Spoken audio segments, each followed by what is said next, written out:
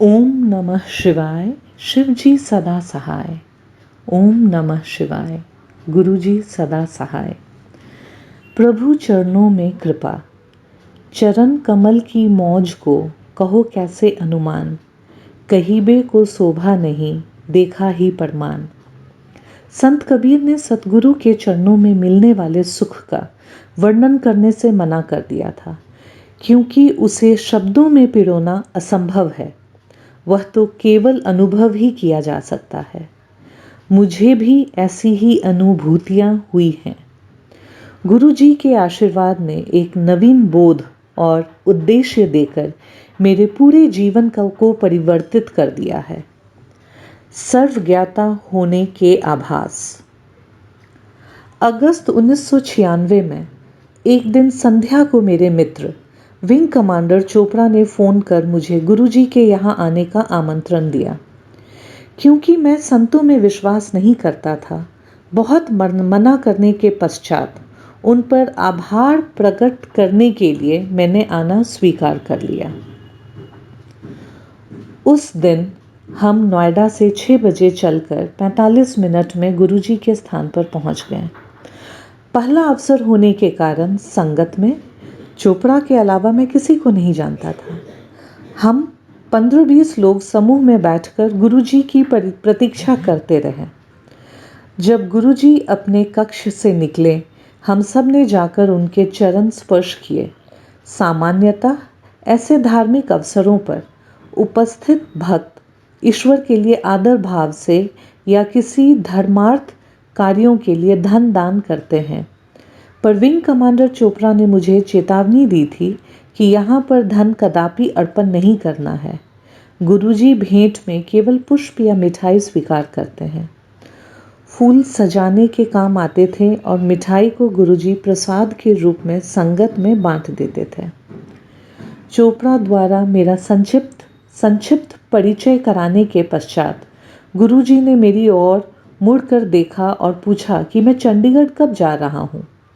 मैं अचंभित हो गया, क्योंकि चोपड़ा को इस बारे में कुछ नहीं पता था और पता होने पर भी बताने का समय नहीं मिला था। किंतु गुरुजी को मेरे बारे में चोपड़ा द्वारा दिए गए परिचय से अधिक ज्ञान था। अपने अचंभे को वश में करते हुए मैंने गुरुजी को उत्तर दे दिया। गुरुजी ने जानना चाहा कि मैं वहाँ पर कहाँ रहता हूँ। मैंने उनको बताया कि मैं एक पुलिस अधिकारी श्री पीपी सिंह के घर पर ठहरता हूँ। गुरुजी ने कहा कि वह उनके पुराने अनुयायी हैं। मैं उन्हें दिल्ली आकर गुरुजी से मिलने के लिए कहूँ। गुरुजी के रहस्य और उनकी प्रतिभाओं के बारे में जानने के लिए मेरी जिज्ञासा और बढ़ गई। यथास्थान बैठने पर प्रसाद में चाय परोसी गई। गुरबानी के मधुर शब्दों की ध्वनि से वातावरण में दिव्यता छा रही थी। कुछ देर पश्चात गुरुजी ने मिठाई बांटनी आरंभ करी और उसकी मात्रा ने मुझे आश्चर्यचकित कर दिया। उठाने और देने के लिए गुरुजी केवल अपने दाहिने हाथ का प्रयोग कर रहे थे, पर प्राप्तकर्ता को दोनों हाथों से भी उसे संभालने में कठिनाई हो रही थी। यद्यपि गुरुजी का हाथ उपस्थित लोगों में से कुछ से छोटा होगा, किंतु बड़े हाथ वाले भक्त भी दोनों हाथ से प्रसाद को संभाल नहीं पा रहे थे। गुरुजी के 2-3 प्रसाद देने के पश्चात, जिसकी प्रति भक्त कुल मात्रा आधा किलो से अधिक रही होगी, उनके निर्देश पर लंगर परोसने का प्रबंध होने लगा। उस समय ऐसा लग रहा था कि पेट में और कुछ खाने का स्थान नहीं है, परंतु जब तक लंगर लगा तब तक पुनः भूख लगने लगी थी। कालांतर में मुझे बोध हुआ कि प्रसाद और लंगर के यह अनुभव एक बार के चमत्कार न होकर सामान्य है। पिछले 5 वर्षों से मैं कुछ आहार और रहन सहन संबंधित नियमों का पालन करता आया था। प्रातः शीघ्र उठने के लिए मैं 9:30 बजे सो जाया करता था, किंतु गुरुजी संगत को अपने द्वारा सोचे हुए समय पर ही जाने की आज्ञा देते थे। उस दिन वहां अर्धरात्रि के बाद तक रहे और कोई 1 बजे नोएडा के लिए चले। यह समय मेरे शरीर की जैविक घड़ी के प्रतिकूल था, किंतु मुझे आभास हुआ कि इतनी देर तक जगे रहने के बाद भी घर पहुंचने तक निद्रा मेरे से कोसों दूर थी और मुझ में अद्भुत स्फूर्ति बनी हुई थी। घर पहुंचने के तुरंत बाद मैंने अपने मित्र पीपी सिंह को फ़ोन कर यह जानना चाहा कि क्या गुरुजी का कहा हुआ सत्य था। मेरे मित्र को यह जानकर अति प्रसन्नता हुई कि मैं गुरुजी से मिलने एम्पायर एस्टेट गया था। वह उनका पता जानकर और भी आनंदित हुए, क्योंकि चंडीगढ़ से गुरुजी के जाने के पश्चात गुरुजी से उनका संपर्क टूट गया था। हमने खुश होकर वार्ता का अंत किया। फिर मैंने अपने पहले दर्शन के बारे में अपनी पत्नी के कुछ प्रश्नों के उत्तर दिए और इस प्रकार एक अति महत्वपूर्ण दिन का अंत हुआ। अगले दिन जब चोपड़ा ने मेरे आने के बारे में प्रश्न किया तो मैं तुरंत मान गया। गुरुजी की शरण में हमने शब्द, प्रसाद और लंगर का आनंद उठाया और फिर गुरुजी ने मुझे गुप्ता से संबोधित किया। घर पर जब मैंने ये बताया तो मेरे बच्चों ने सोचा कि संभवतः गुरुजी को गलती लगी होगी कि वो मेरा नाम भूल गए होंगे। फिर मैंने बच्चों को अपने कॉलेज के दिनों का एक रक्तदान कार्ड दिखाया। उन्हें पहली बार पता लगा कि मैं गुप्ता लिखा करता था और व्यापार आरंभ करने के पश्चात ही मैंने सिंगला का प्रयोग आरंभ किया। गुरुजी ने सिद्ध कर दिया कि उनसे कोई भी बात छिपी हुई नहीं है। मेरी पत्नी और बच्चों ने अगली बार साथ चलने की आकांक्षा व्यक्त करी और हम सब एक साथ गए। चंडीगढ़ तक सुगंधित यात्रा। उनके दर्शन करते हुए एक सप्ताह से भी कम समय के पश्चात गुरुजी ने मुझे पत्नी सहित चंडीगढ़ जाकर पीपी सिंह और उनके परिवार से मिलने को कहा। गुरुजी के आशीष से यह यात्रा विशेष रही। गुरुजी के शरीर से विशिष्ट किंतु प्राकृतिक सुगंध आती है। चंडीगढ़ तक की पूरी यात्रा में यह सुगंध निरंतर साथ बनी रही। चंडीगढ़ में हमारा अधिकतर समय गुरुजी की चर्चा में व्यतीत हुआ। जब हम चलने को हुए तो हम सब गुरुजी की गुलाब पुष्पों वाली सुगंध में डूब गए। गुरुजी स्वयं 250 किलोमीटर दूर दिल्ली में थे। यद्यपि गुरुजी को समझ पाना असंभव नहीं है, उनकी कृपा से ही हम उनके एक अत्यंत ही सरल भाव को समझने का आधार बना सकते हैं।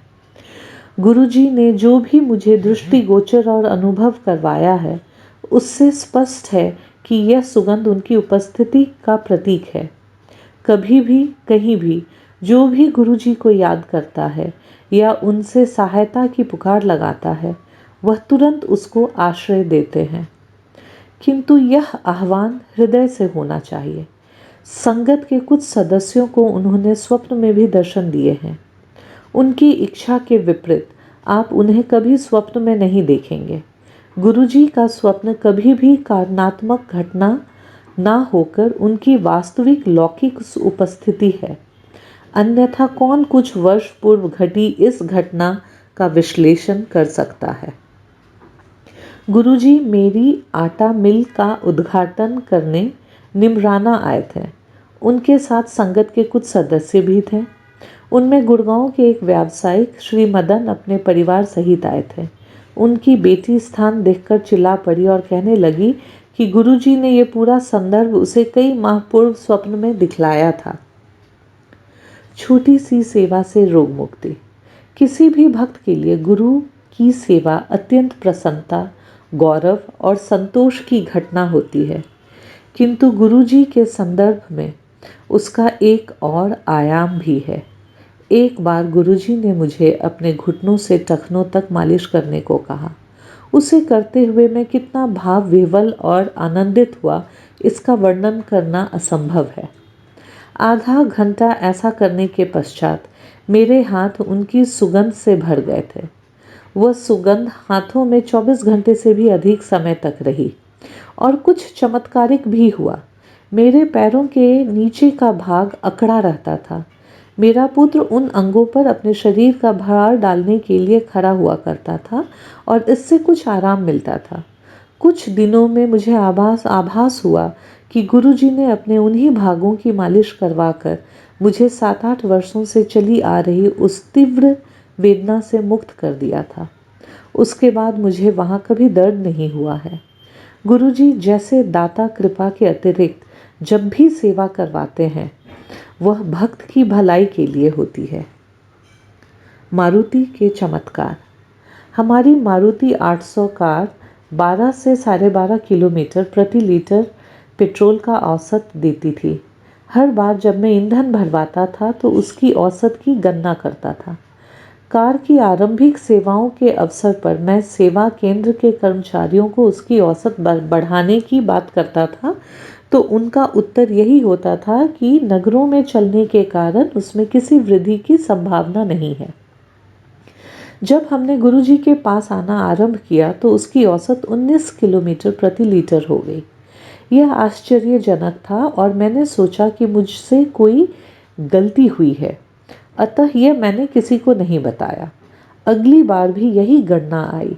मैं आश्चर्यचकित था और जब मैंने अगली बार टैंक भरवाया तो भी वही परिणाम आया।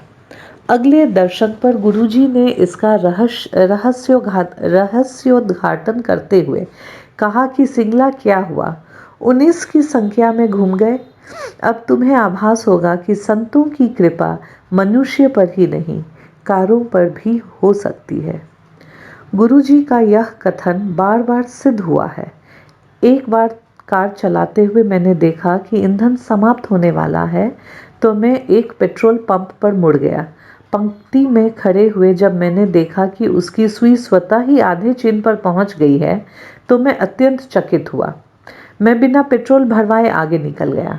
कुछ दिन के पश्चात आशानुकूल किलोमीटर चलने पर सुई फिर खाली टैंक दिखा रही थी।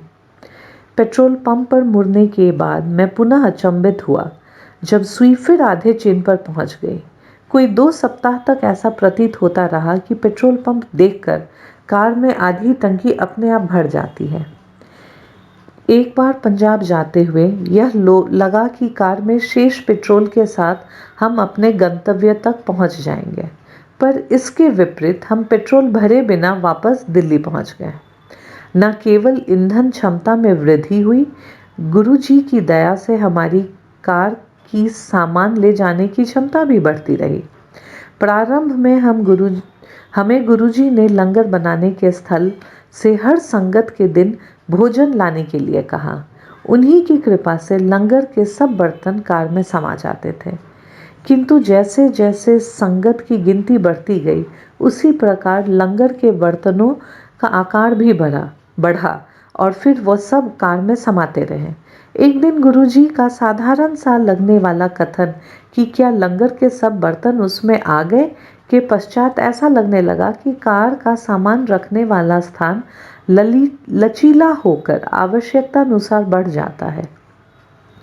एक दिन संगत समाप्त होने के पश्चात हम लंगर के खाली ड्रम लेकर वापस नोएडा जा रहे थे। उसी समय गुरुजी ने मंदिर के सब पर्दों को ड्राई क्लीन करवाने को कहा। कुल 35-40 पर्दे, प्रत्येक 15-20 फुट लंबे। क्योंकि उन्हें साफ करने का कार्य नोएडा में ही होना था, हमें कुछ पर्दे ले जाने को कहा गया।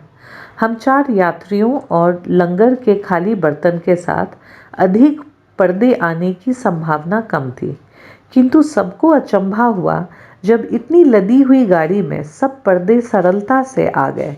केवल गुरुजी ही इसकी करता रहे होंगे। मधुमेह रोगी पिता के लिए मीठा प्रसाद। 80 के दशक से मेरे पिता मधुमेह रोग से पीड़ित रहे हैं और प्रतिदिन 2 इंसुलिन के इंजेक्शन लेते रहे हैं। हम गुरुजी के पास आए और गुरुजी ने उन्हें बर्फी दी। सामान्यतः प्रसाद लेकर भक्त बाहर आते हैं और प्रसाद खाकर वापस अंदर जाकर अपने स्थान पर पुनः बैठ जाते हैं। मेरे पिता भी बाहर आए और उन्होंने मेरे से पूछा कि इन 5-6 बर्फियों का वह क्या करें। मैंने उन्हें बताया कि गुरुजी के स्थान में जो भी प्रसाद मिलता है उसको वहीं पर खाने से औषधि जैसा प्रभाव होता है, घर या बाहर ले जाने से उसका प्रभाव मिट जाता है। उन्होंने कहा कि मिठाई तो उनके लिए विष है। मैंने उनको समझाया कि यह गुरुजी का प्रसाद है और इसका विपरीत प्रभाव कभी नहीं हो सकता। मेरे हठ करने पर उन्होंने वह खा ली और अंदर चले गए। गुरुजी ने उन्हें पुनः बुलाकर और बर्फियां दी। अब मेरे पिता को लग रहा था कि निश्चिंत रूप से उन पर दुष्प्रभाव होगा, इसीलिए वह उसे नहीं खाना चाह रहे थे। पुनः मेरे कहने पर उन्होंने मेरी बात मान ली और वह प्रसाद खाकर अंदर आए। किंतु गुरुजी ने उनके लिए और प्रसाद रखा हुआ था। एक बार फिर बुलाकर उन्हें बर्फियां दी। तीसरी बार बर्फियां खाने तक मेरे पिता लगभग आधा किलो बर्फियां खा चुके होंगे। उन्हें विश्वास था कि वह गंभीर रूप से बीमार पड़ेंगे और उनके मधु का स्तर पिछले 15 वर्ष के बराबर की मिठाई केवल 4 घंटे में खा लेने से निश्चित अति उच्च हो जाएगा। हम घर गए और उन्होंने मुझे प्रातः 5:30 बजे फ़ोन करके कहा कि उनके मधु का स्तर, जो गत दिन 130 था, इतनी बर्फियां खाने के पश्चात 120 था। इससे बोध होता है कि गुरुजी के स्थान पर दी हुई कोई भी वस्तु अपने भौतिक गुण खोकर प्रसाद के गुण अपना लेती है। शल्य क्रियाओं में गुरु कृपा। मेरे पिता मधुमेह के साथ साथ हृदय रोग से भी पीड़ित है। एक बार रात को उनके वक्षस्थल में पीड़ा हुआ। उन्होंने उसके बारे में अधिक ना सोचते हुए मालिश और गरम जल की बोतलों से दर्द को शांत करने का प्रयत्न किया। किसी प्रकार से उन्होंने रात तो बिता दी, किंतु स्थिति की गंभीरता को देखते हुए उन्होंने प्रातः मुझे फ़ोन किया। जब मैं उनके पास पहुंचा तो उनकी स्थिति देखकर हम उन्हें यथाशीघ्र अपोलो चिकित्सालय ले गए। प्रारंभिक परीक्षणों से पता लगा कि रात को उन्हें दिल का दौरा पड़ा था और चिकित्सक उन्हें चिकित्सालय लाने में देरी करने के लिए अचंभित थे। तथापि पूर्ण परीक्षणों के पश्चात चिकित्सकों ने बाईपास का परामर्श दिया। पिता के मधुमेह रोगी होने के कारण यह क्रिया जटिल होने की संभावना थी, क्योंकि ऐसे रोगी को स्वस्थ होने में सामान्य रोगी से अधिक समय लगता है। कोई अन्य उपाय न होने के कारण चिकित्सकों ने हमारी अनुमति लेकर शल्य क्रिया आरंभ करी। थोड़ी सी अवधि में शल्य क्रिया के सब प्रबंध करना कोई सरल बात नहीं थी। उसके पश्चात जिस प्रकार से चिकित्सालय के कर्मचारियों ने हमारी सहायता करी, उसमें गुरु कृपा स्पष्ट थी। सर्वप्रथम रक्तकोष में उनके समूह के रक्त की कमी होने के कारण शल्य क्रिया करने वाले एक चिकित्सक ने अपना रक्त देने की स्वीकृति दी। फिर शल्य क्रिया हृदय रोग विभाग के अध्यक्ष, जो भारत में केवल 10-12 दिन प्रति माह ही रहते हैं, के निरीक्षण में हुई। सामान्यतः उनके लिए 10-12 दिन पूर्व समय नियुक्ति की आवश्यकता पड़ती है, किंतु वह बिना हिचक के कुछ समय में आ गए। मेरे पिता की शल्य क्रिया बिना किसी विघ्न के पूर्ण हो गई। चेतना लौटने पर उन्होंने शल्य क्रिया से पहले के परिणाम देखने चाहे, क्योंकि उन्हें बाईपास क्रिया होने का ज्ञान नहीं था। उस दिन जो भी घटनाएं मेरे पिता के साथ हुई विस्मित करने वाली थी। आश्चर्यजनक रूप से शल्य क्रिया सरलता से पूर्ण हो गई। यह सब गुरुजी की दिव्य कृपा के बिना संभव ही नहीं था। उसके उपरांत मेरे पिता के स्वास्थ्य लाभ की प्रक्रिया साधारण रोगी, जो मधुमेह के रोगी नहीं हैं, से भी तीव्र गति से हुई। इस तथ्य का आधुनिक चिकित्सा विज्ञान में कोई उत्तर नहीं है। चिकित्सा के क्षेत्र में गुरुजी के हस्तक्षेप के और भी अनेक उदाहरण हैं। मेरे चचेरे भाई अशोक सिंगला 1 दशक से हृदय रोग से पीड़ित हैं। अपनी तीसरी शल्य क्रिया के लिए वह चंडीगढ़ से दिल्ली 1 सप्ताह पूर्व आ गए थे। इस बीच मेरे अनुरोध पर उन्होंने 3-4 बार गुरुजी के दर्शन किए। गुरुजी की शरण में बिताए हुए कुछ घंटे बिना किसी विघ्न की शल्य क्रिया उनकी रोग निवृत्ति और स्वास्थ्य लाभ के लिए पर्याप्त थे। शल्य क्रिया सरलता से पूर्ण हो गई और पिछले 2 अवसरों के प्रतिकूल वह शीघ्र स्वस्थ भी हो गए। वर्णन या अनुभव। मैं पुनः कहूँगा कि गुरुजी की प्रतिभाओं का ज्ञान संभव नहीं है। इसी प्रकार अपने अनुभवों को शब्दों में व्यक्त करना भी असंभव है, क्योंकि उनकी कृपा को पूर्ण रूपेण दर्शाने वाले शब्द उपलब्ध नहीं हैं। जब से मुझे गुरुजी ने अपने पास बुलाया है, अपनी अनुभूति को जिस एक वाक्य में मैं व्यक्त करता रहा हूँ वह इस प्रकार है। गुरुजी से मिलने के पश्चात जो भावना उत्पन्न होती है उसका वर्णन करना कठिन है।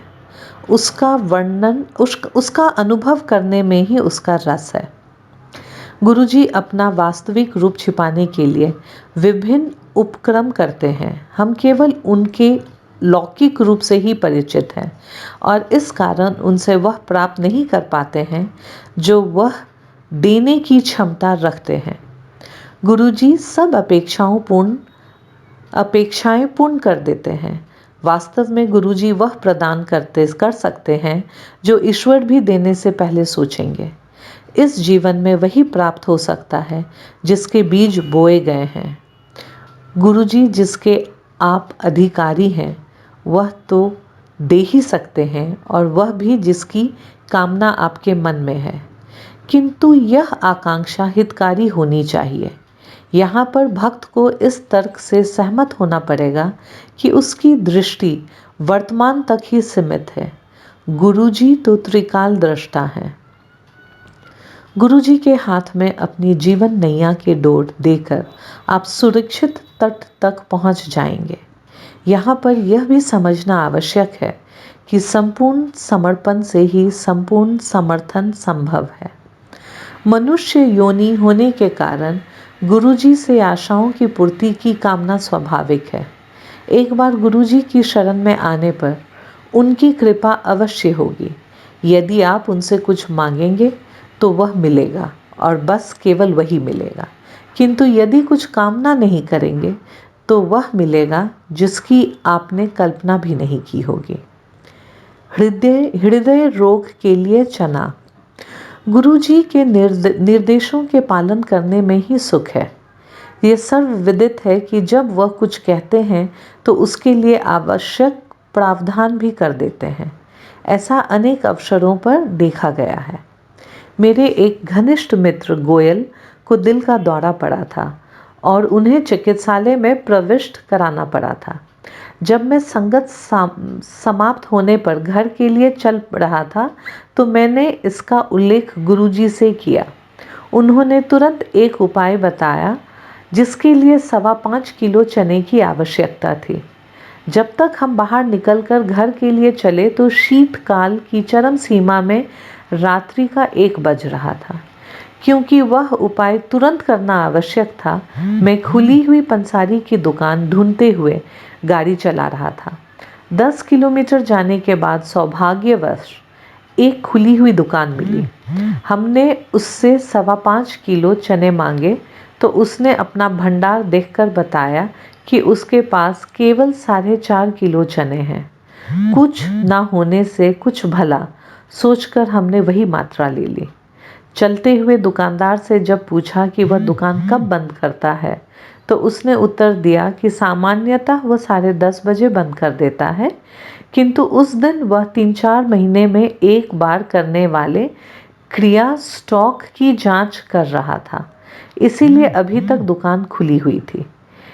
इसे संयोग कहकर टाल भी सकते हैं, किंतु यदि बार बार आपके हित में संयोग होते रहें तो उनका स्तोत्र समझने में कोई कठिनाई नहीं होती। हमारे पास चने अभी भी कम थे, अतः हम ढूंढते हुए घर की ओर चले, परंतु मार्ग में और कोई दुकान खुली हुई नहीं मिली। हम निराश हो चले थे कि घर पर एक डिब्बे में कुछ चने मिल गए। तौलने पर वह पूरे 750 ग्राम निकले और इस प्रकार 5.25 किलो चने की पूर्ति हुई। मैंने गुरुजी के निर्देशों का पालन किया। गोयल की स्थिति में तुरंत सुधार हुआ और अगले 48 घंटों के पश्चात वह चिकित्सालय से वापस घर भी पहुंच गए। गुरुजी के साधारण से कहे गए वक्तव्य का भी गूढ़ अर्थ होता है। गुरुजी के मुख से उच्चारित प्रत्येक शब्द भक्त के भविष्य का स्वर्णिम बनाने के लिए है। उनके कृत्य जो अक्सर दिखाई नहीं देते, हमें यह पता तक नहीं लगने देते कि नियति में क्या लिखा हुआ था।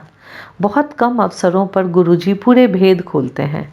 मुझे एक बार उनके साथ पंजाब जाने का अवसर प्राप्त हुआ था, जहां उन्हें एक चिकित्सालय का उद्घाटन करना था। उद्घाटन के पश्चात गुरुजी ने कुछ और दिन वहां रहने का कार्यक्रम बना लिया। ऐसे अवसरों पर गुरुजी स्वयं अपने भक्तों को सुखपूर्वक रहने का ध्यान रखते हैं। अतः मेरे साथ संगत के 3 और भक्तों को चिकित्सालय में ही ठहराया गया और उसके मालिक ने हमारी अत्यंत आवभगत करी। इस अवधि में हमने अत्यंत आनंद उठाया और सबसे उत्तम, गरिष्ठ और स्वादिष्ट पंजाबी भोजन का स्वाद लिया। कर्मचारियों की अच्छी देखरेख के कारण वह समय अति स्मरणीय रहेगा। 4 दिन वहां पर सब सुख साधनों का अनुभव लेने के पश्चात हम वापस दिल्ली आ गए। गुरुजी ने एक भक्त को बताया कि हम सबको वहां पर रखने का कारण हम चारों के आने वाले बुरे समय, जिसमें हम चारों ही 4 माह के लिए चिकित्सालय में रहते, की क्षतिपूर्ति करना था। गुरुजी अपने संगत का असीमित ध्यान रखते हैं और जब कभी जहाँ भी उनके सहायता की आवश्यकता होगी वह देंगे। गुरुजी के साथ बिताए हुए वर्षों में उन्होंने अपनी सर्वज्ञता और सर्व शक्तिशाली प्रतिभाओं का परिचय अनेक अवसरों पर दिया है। हम केवल उनका आभार प्रकट कर सकते हैं। एक बार दिसंबर या जनवरी मास में हम संगत से घर वापस जा रहे थे।